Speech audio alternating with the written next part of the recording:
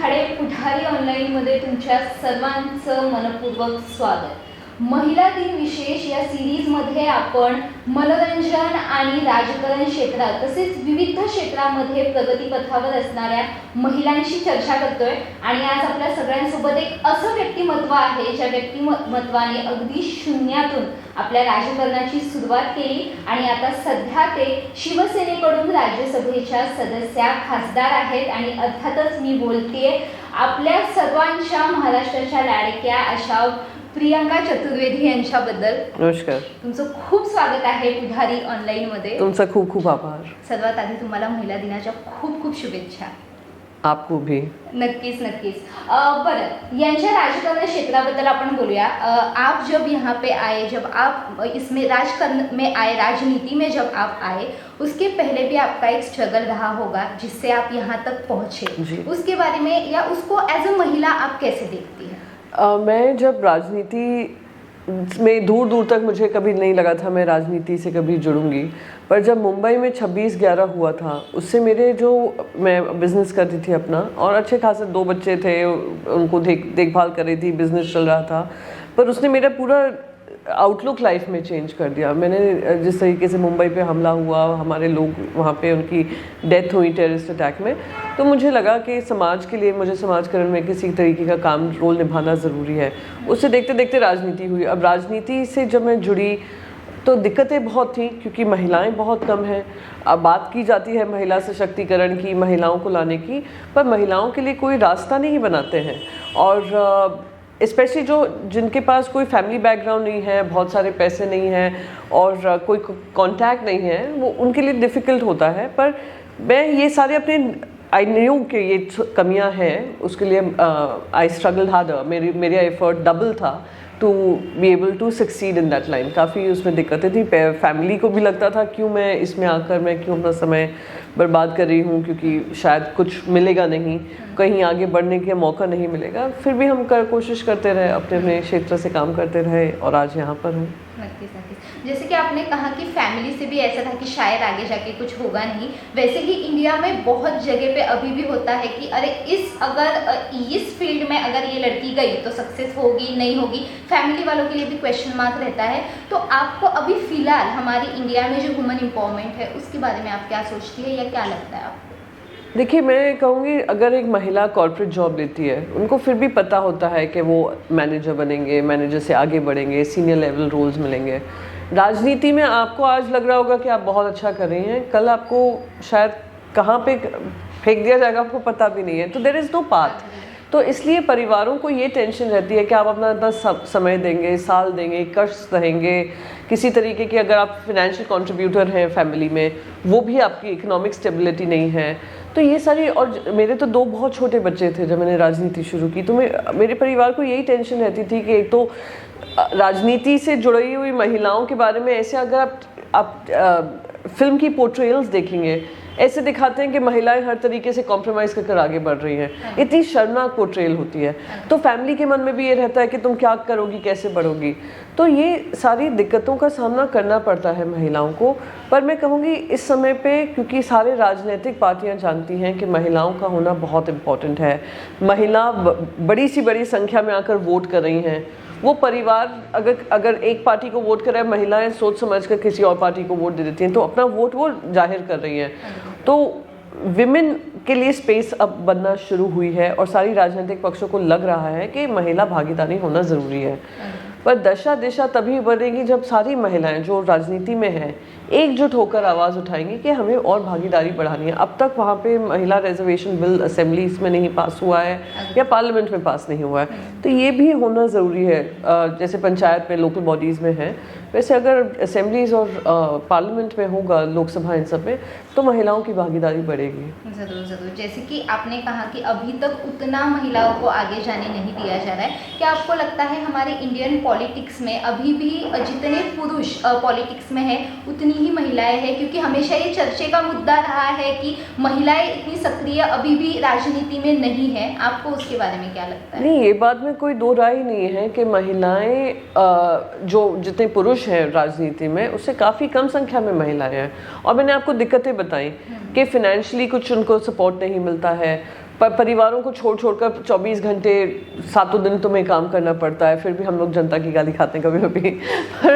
पर साथ में ये मेंटल टेंशन भी रहती है, सेफ्टी को लेकर इश्यूज होते हैं। तो ये सारी महिलाओं को डिस्करेज किया जाता है कि क्यों तुम इसमें, जैसे मैंने कहा, जैसे मेरी फैमिली ने, why are you doing this, तो मैंने I owe this to my nation, मैं करना चाहती हूँ। अगर हम लोग नहीं आगे आकर काम करेंगे तो फिर हम आगे आने पे सरकारों से हम क्या उम्मीदें रख सकते हैं? If good people don't enter political systems to make a change. तो ये सारी चीज़ें हैं कि पुरुष के मुकाबले महिलाएं अभी भी कम हैं, पर वो तभी आगे आ सकती हैं जब वो उनको अपॉर्चुनिटीज़ दिखें। इतनी महिलाएं आप देखिए, हर राजनीतिक पक्ष का महिला विंग होता है, और महिला विंग में महिलाओं को से भीड़ जुट जाती है। महिलाओं को कहा जाता है कि बूथ में जाकर लोगों को लेकर आइए, पर जब भी उनको कंटेस्ट करने की बात आती है, इलेक्शन में टिकट देने की बात आती है, वहाँ पे पार्टियां हाथ छोड़ देती हैं, हाथ उनका। फिर उनकी बात आती है कि अगर प्रदेश अध्यक्ष ही बना दो या प्रदेश में कोई जिम्मेदारी वाली पोजीशन हो, तो महिला ये पार्टियां पीछे हट जाती हैं। तो ये सारी चीज़ें हैं, और राजनीतिक पक्षों को समझना पड़ेगा। चलिए, अगर रिजर्वेशन इधर नहीं आया, सेंटर से नहीं आया, या पार्लियामेंट में नहीं हुआ, तो अपने राजनीतिक पार्टी में शुरू करो, ये बदलाव शुरू करो। बदलाव होना ज़रूरी है, तभी महिलाओं की भागीदारी भी पड़ेगी। व्हेन दे सी कि अपॉर्चुनिटी है, स्पेस है, हमारी जैसी महिलाएं हैं who want to bring this change, तभी वो सूरत बदलेगी। अग्री। जैसे मैंने राइटली इंट्रोडक्शन के टाइम पे कहा कि आपने जीरो से स्टार्ट किया है अपना करियर, राजनीति में जो आप आए हो या फिर अभी इतने बड़े ओहदे पे आप हो, आपने जीरो से स्टार्ट किया। मुझे बस ये बताइए कि हमेशा ये कहा जाता है कि राजनीति में जो महिलाएं होती है, या तो किसी की बहू होती है, किसी की बेटी होती है, या फिर कि राजनीति में महिला का आना ज़रूरी किस प्रकार है, ये सोच के पुरुष उनको राजनीति में लाते हैं, अपने घर की महिलाओं को, ऐसा हमेशा कहा जाता है। तो आप एज अ वुमन मुझे ये बताइए कि राजनीति में विदाउट एनी बैकग्राउंड या फिर गॉडफादर महिलाएं कितना आगे जा सकती हैं? जा सकती हैं। जज्बा होना चाहिए, जोश होना चाहिए, और कमिटमेंट होना चाहिए। But it is difficult. It is difficult. तो मैं कहूँगी कि जो लोग डायनेस्टी से भी आते हैं उनको भी डिफ़िकल्टी होती है, महिलाओं को हर वर्ग से होती है, पर बहुत डिफ़िकल्ट है।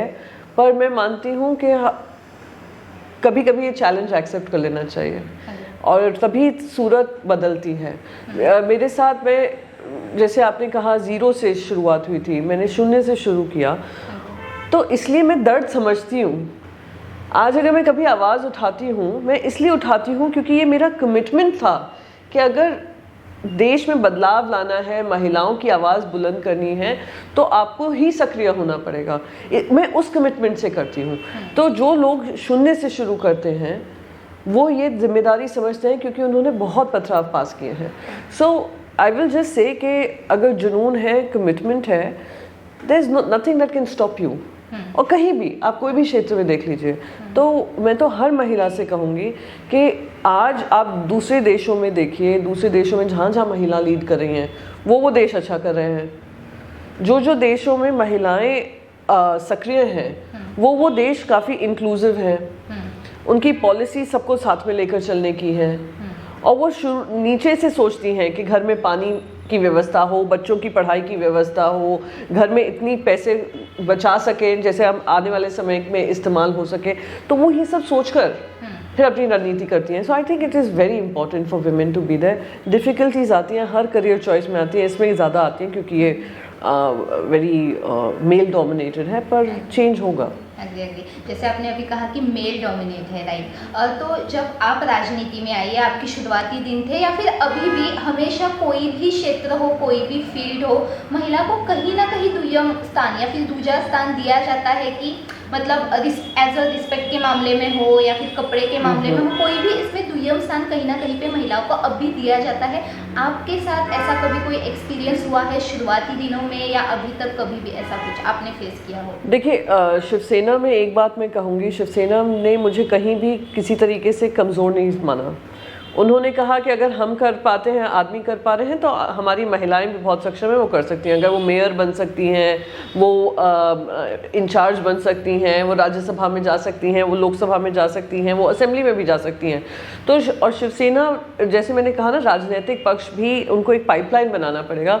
तो शिवसेना लोकल बॉडीज़ में तो करती ही हैं, पर हम असेंबली में भी उनको ग्रूम करने की कोशिश करें कि असेंबली में कॉरपोरेशन से फिर आप असेंबली में आ पाइए, असेंबली से आप पार्लियामेंट की सोचिए। तो वो भी हमारा एक आदित्य जी ने शुरू किया था प्रथम टी करके, वहाँ से हमने शुरुआत की, पहल की है कि हम महिलाओं की भागीदारी और बढ़ाएं और कहीं से भी अपने आप को कमज़ोर ना समझें। आप मानिए, जब आदित्य जी ने ओथ ली थी, कैबिनेट मिनिस्टर बने थे, तो उन्होंने अपने पिताजी के साथ साथ उन्होंने अपनी माता जी का भी नाम लिया था। उन्होंने कहा इक्वल है। So this is how Shiv Sena things. पर हाँ, शुरुआत में जब मैं राजनीति से जुड़ी थी, मैं पहले एक दूसरी पार्टी में थी, वहाँ पर जिस वजह से मैंने पार्टी छोड़ी, वो उसका एक बहुत बड़ा वजह था कि महिला सशक्तिकरण की बात करते हैं, महिलाओं की बात करते हैं। पर जब मेरे साथ एक ऐसा इंसिडेंट हुआ था उत्तर प्रदेश में, मैंने जिसके बारे में कंप्लेन भी की थी, उस पर कोई कार्रवाई नहीं की थी। तब मैंने एक्चुअली, मैं उस समय पे एक ऐसे मुकाम पे पहुंची लाइफ में जहां मैंने कहा या तो मैं राजनीति छोड़ दूँ, क्योंकि I can not compromise with my principles. और जो पक्ष पार्टी महिलाओं के बारे में बात कर रहा है और कह रहे हैं कि अभी आप चुप रहिए, इस समय पे मैं क्यों चुप बैठूं? मैं तो सूरत बदलने आई थी ना। तो मैंने सोचा कि चलिए हम राजनीति छोड़ देंगे, रिज़ाइन कर दिया। रेजिग्नेशन के बाद मुझे लगा कि 10 साल की ये मेरी मेहनत थी, शून्य से शुरू किया था। या तो मैं इतिहास के पन्नों में गुम हो जाऊं कि एक और महिला आई, हार मानकर बैठ गई, या मैं एक नया इतिहास शुरू करूं। मैं हार नहीं मानूंगी। तो मैंने कहा, मैं महाराष्ट्र में हूँ, मुंबई की से मैं पली बड़ी हूँ, मैं वापस महाराष्ट्र आऊँगी। तब मैंने हाथ शिवसेना का इसलिए थामा क्योंकि शिवसेना ने ये समझा है कि भागीदारी दोनों की होनी चाहिए, महिला किसी से कम नहीं, पुरुषों से कम नहीं। एंड मैं आज, मुझे इस बात की खुशी होती है कि एक शिवसेना में मेरी भी इतनी आवाज़ को महत्व दिया जाता है जितना बाकी सारी सीनियर लीडरशिप को। तो पूरे परिवार की तरह मुझे रखा, परिवार में सम्मान मिला, सब मिला। ये बहुत ज़रूरी होता है हर महिला के लिए, ये बहुत महत्वपूर्ण है कि सम्मान मिले। कि आप सब कुछ छोड़कर, परिवार छोड़कर आप यहाँ पे काम करें तो उसको उसकी जगह हो और सम्मान हो। वो शिवसेना ने समझा है, किया है और कर रहे हैं। अग्री। एक मुद्दा जो राजनीति में हो या फिर एंटरटेनमेंट इंडस्ट्री हो या कोई भी क्षेत्र हो, एक मुद्दा जो सोशल मीडिया की वजह से बाहर आता है महिलाओं के लिए, वो है ट्रोलिंग।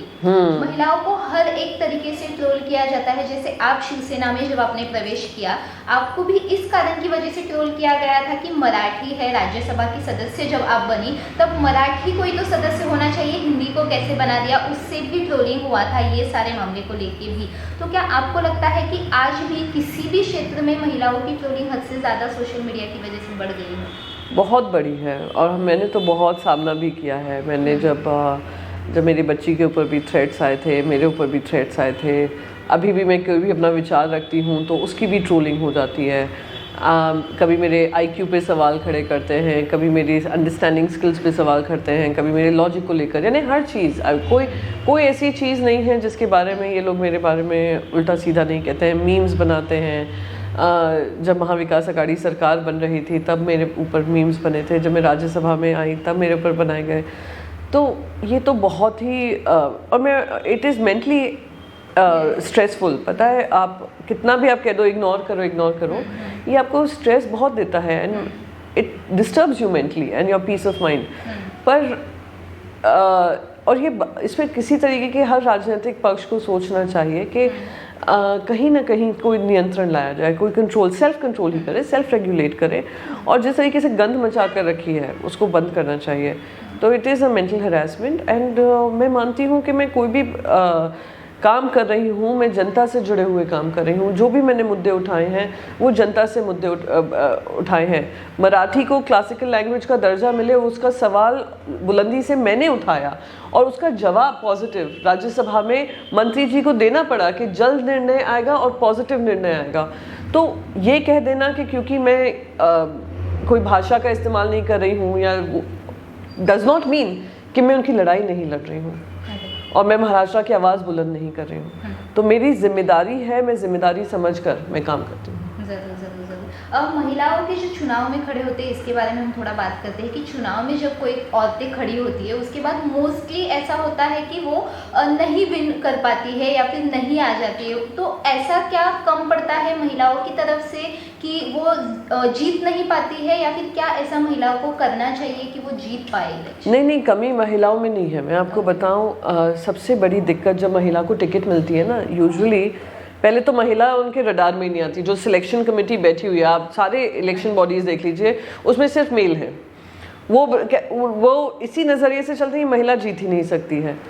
और वो फिर दूसरा उनका ऑप्शन होता है, चलो महिलाओं का हमें दिखाना है कि महिलाएं जीत सकती हैं, तो उनको लूजिंग सीट्स दे देते हैं कि चलो अगर तुम ये चेंज कर दोगी तो तुम्हारी ये जीत, टिकट भी दे दी, एक लूजिंग सीट भी दे दी, अब आप जीतने की कोशिश कर लो, अगर जीत तो वो जीत तुम्हारी।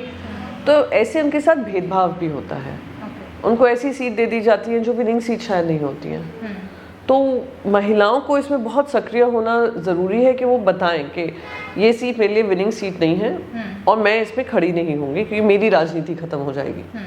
मैं मेहनत कर रही हूँ, सब कर रही हूँ, मैं इंतज़ार करूँगी या मुझे ये वाली सीट दीजिए। तो काफ़ी टाइम ये होता है। दूसरी टाइम ये होता है फाइनेंशियल सपोर्ट नहीं मिलता है, और फाइनेंशियल सपोर्ट नहीं मिलता तो उसकी वजह से वो कहीं अपने आप को थोड़ा कम यूज़ कर सकती हैं अपने ताकत को। और last but not the least के कैंडिडेट चॉइस ऐसी होती है कि किसी ने रिकमेंड कर दिया, ऐसे कर दिया जो may be not winning candidate, पर किसी परिवार से आए हैं तो कह देंगे कि यही जीत पाएंगे, पर वो हार जाती है। So these are combination of factors हैं, उन पे विश्वास बहुत कम पार्टीज जताती हैं।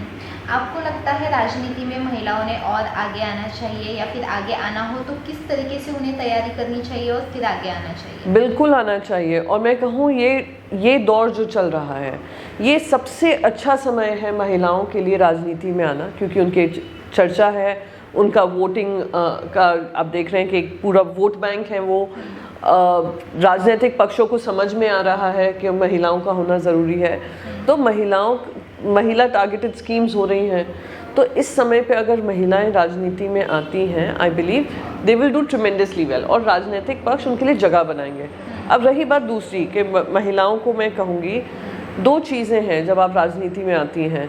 एक चीज़ है कि आप पहले ये समझ कर आएँ कि आपको संगठन मजबूत करना है, कि संगठन से जुड़कर काम करना है, या आपको सक्रिय राजनीति के इलेक्ट्रल पॉलिटिक्स करना है कि मुझे टिकट चाहिए।